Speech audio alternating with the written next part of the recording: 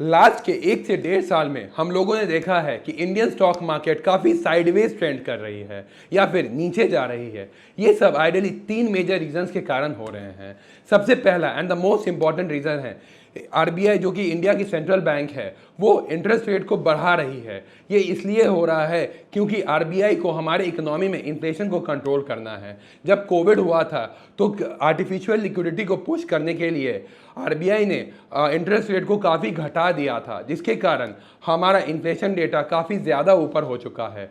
तो यही इन्फ्लेशन को कंट्रोल करने के लिए आरबीआई इंटरेस्ट रेट को बढ़ाए जा रही है। Second and the most important reason, Adani stocks के ऊपर जो हिंडसबर्ग ने कमेंट किया है उसके कारण इंडियन मार्केट काफ़ी ज़्यादा इफेक्ट हुए हैं।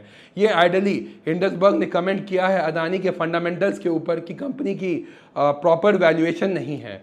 And third and the most important जो अभी इशू हुआ है वो यूएस के बैंकिंग क्राइसिस के ऊपर है कि यूएस के 3 मेजर बैंक्स जो आइडियली फेल कर गए हैं या बैंकरप्सी फाइल की है उन्होंने। तो ये आइडियली 3 मेजर रीजंस है जिसके कारण इंडियन मार्केट लास्ट 1 से 1.5 ईयर्स में अच्छा रिटर्न्स या साइडवेज मूवमेंट शो किया। आज की वीडियो में हम लोग ये डिस्कस करेंगे कि कैसे यूएस के 3 मेजर बैंक्स फेल हुए हैं। नेमली सबसे पहला जो बैंक फेल हुआ है वो है सिल्वर गेट बैंक, दूसरा silicon valley bank and third signature bank. आज के इस पर्टिकुलर वीडियो में हम लोग 4 मेजर एस्पेक्ट्स को डिस्कस करेंगे। सबसे पहला, क्या मेजर रीजंस रहा ये तीनों बैंक्स के कोलैप्स करने के। दूसरा, क्या इंडियन बैंक को भी ये सब चीज़ों से कोई सबक लेना चाहिए कि कैसे हम लोग फ्यूचर में ये सारी चीज़ों को देख सके एंड कैसे हम लोग अपने इकोनॉमी में हम अपने बैंक्स को सेफगार्ड कर सके। थर्ड, कब तक ये sideways movement Indian stock market में कंटिन्यू रहेगा। ये जो लास्ट 1 से 1.5 साल रहा है इंडियन स्टॉक मार्केट ना ऊपर गया है ना नीचे, लगभग ये साइड मूवमेंट में ही ट्रैवल्स किया है। तो ये कब तक हमारे इकोनॉमी में कंटिन्यू रहेगा। एंड फोर्थ,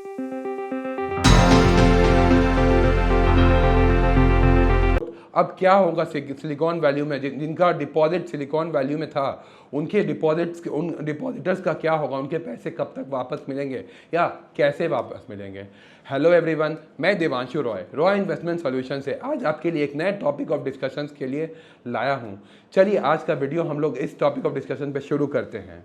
ये जो पर्टिकुलर क्राइसिस है वो 2008 के बाद सबसे ज़्यादा बड़ी क्राइसिस है। अगर यूएस के इकोनॉमी की हम लोग बैंकिंग क्राइसिस की बात करें तो 2008 में वॉशिंगटन म्यूचुअल, जो कि यूएस की बहुत बड़ी बैंक थी, वो कोलैप्स की थी जब 2008 का फाइनेंशियल क्राइसिस शुरू हुआ था। तो 2020 में यूएस की one of the biggest bank, जिसे हम एसवीबी कहते हैं या फिर सिलिकॉन वैली बैंक कहते हैं, वो भी ये पर्टिकुलर केस में कोलैप्स कर गई है। जो आइडियली बेसिक रीज़न है या सबसे मेन रीज़न है ये पर्टिकुलर बैंक के कोलैप्स करने का, वो है बैंक रन के केसेस। बैंक रन केसेस में आइडियली क्या होता है कि डिपॉजिटर्स को समझ में आ जाता है कि बैंक्स में कोई एसेट और लायबिलिटी का मिसमैच है। इस पर्टिकुलर केस में क्या होता है कि डिपॉजिटर्स बैंक के पास जाते हैं और अपने पैसे मांगते हैं, और क्योंकि बैंक में सफिशिएंट लिक्विडिटी नहीं रहती है तो वो बैंकर्स या बैंक अपने डिपॉजिटर्स को पैसे नहीं दे पाते हैं, और इसी कारण डिपॉजिटर्स का बैंक के ऊपर मिसट्रस्ट हो जाता है और बैंक अपने आप को और क्योंकि बैंक डिपॉजिटर्स के पैसे को नहीं लौटा पाते हैं तो बैंक अपने आप को दिवालिया घोषित कर देती है। अगर हम ये तीनों बैंक्स की बात करें तो ये तीनों बैंक्स रीजनल बैंक्स है जो कि यूएस के एक पर्टिकुलर रीजन में डील करती है, या ये जो इनके एसेट्स और लायबिलिटीज़ है ये पर्टिकुलरली प्रॉपरली डाइवर्सिफाइड नहीं थे। अगर हम ये पर्टिकुलर बैंक्स के क्लाइंट्स की बात करें तो ये लगभग जो इनके सारे क्लाइंट्स थे वो टेक बेस्ड स्टार्टअप्स थे एंड सेकेंड क्रिप्टो करेंसीज वाली कंपनीज थे। लास्ट ईयर या लास्ट ईयर जब कोविड का टाइम था तो इनके पास काफ़ी सारे पैसे थे, या फिर income due to liquidity pressure, that means कि क्योंकि फेडरल रिजर्व ने काफ़ी ज़्यादा लिक्विडिटी इन्फ्यूज़ कर दी थी इकोनॉमी में, यूएस इकोनॉमी में, तो इन कंपनीज़ के पास काफ़ी सारे पैसे आ गए और ये पैसे डिपॉजिट के फॉर्म में ये सिलिकॉन वैली बैंक्स में अपने पैसे को इन्वेस्ट किए। बट आफ्टर कोविड जब इन्फ्लेशन इकोनॉमी में काफ़ी ज़्यादा बढ़ गई तो आइडियली फेडरल रिजर्व को इंटरेस्ट रेट काफ़ी ज़्यादा ऊपर करने पड़े, और इसके कारण ये टेक कंपनीज़ को या ये स्टार्टअप्स को फंडिंग मिलने में काफ़ी ज़्यादा दिक्कत हुई, और आइडियली इस पर्टिकुलर सिचुएशन में ये अपने आईपीओ भी नहीं ला पाए।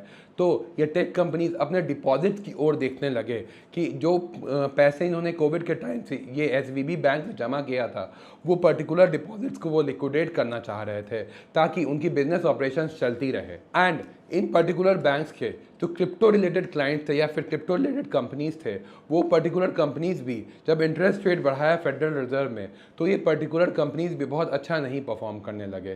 तो इसके कारण वो भी पर्टिकुलर कंपनीज अपने प्रीवियस डिपॉजिट जो उन्होंने कोविड के टाइम से ये पर्टिकुलर बैंक में जमा किए थे, उनके तरफ देखने लगे, उनको लिक्विडेट करने का सोचने लगे, ताकि उनके बिजनेस ऑपरेशन में कोई दिक्कत ही ना हो।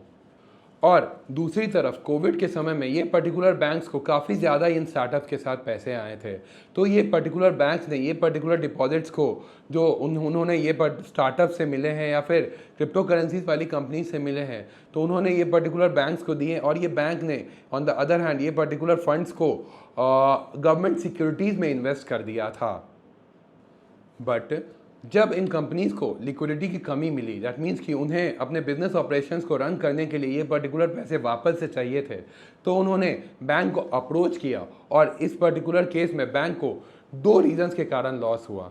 सबसे पहला जो मेन रीज़न के कारण बैंक को लॉस हुआ कि जब वो पैसा उन कंपनीज ने ये पर्टिकुलर बैंक को दिया था, तब जीसेक या गवर्नमेंट सिक्योरिटीज़ का इंटरेस्ट रेट काफ़ी ज़्यादा कम था। तो इसीलिए अब ये पर्टिकुलर जीसेक काफ़ी ज़्यादा बढ़ चुका है।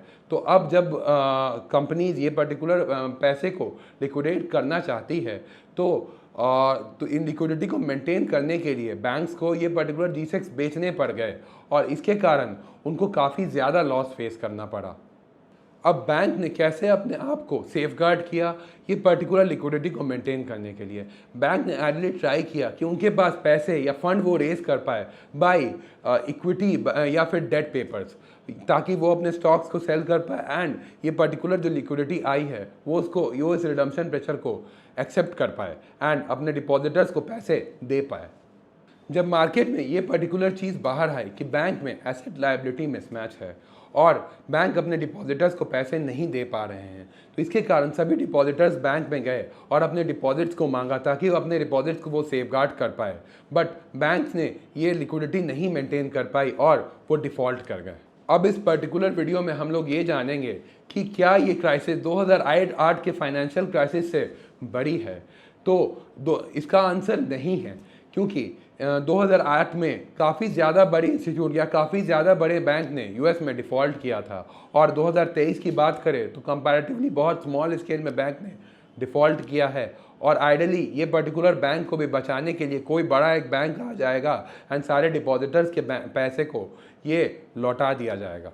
2008 के फाइनेंशियल क्राइसिस के बाद में यूएस फेडरल रिजर्व ने काफ़ी ज़्यादा रेस्ट्रिक्शंस या रेगुलेशंस लगा दिए ताकि हमेशा बड़े बड़े बैंकों पे कि हमेशा बड़े बड़े बैंक्स के पास एनफ लिक्विडिटी रहे ताकि in case of any panic situation भी वो लोग अपने डिपॉजिटर को मैक्स टू मैक्स पैसा लौटा पाए। बट ये पर्टिकुलर रेगुलेशंस या स्ट्रिक्ट रूल्स छोटे बैंकों पे नहीं लगाए ताकि वो अपने बिजनेसेस को ग्रो कर पाए और लोगों को लोन दे पाए ताकि उनकी इकनॉमी बहुत अच्छी परफॉर्म करे। अब इस पर्टिकुलर वीडियो में हम लोग ये जानेंगे कि क्या इंडियन बैंक्स को इस पर्टिकुलर चीज़ों से या फिर इंडियन बैंक्स भी कोई डिफ़ॉल्ट कर सकता है या फिर अपने इन्वेस्टर्स का पैसा नहीं लौटा सकता है।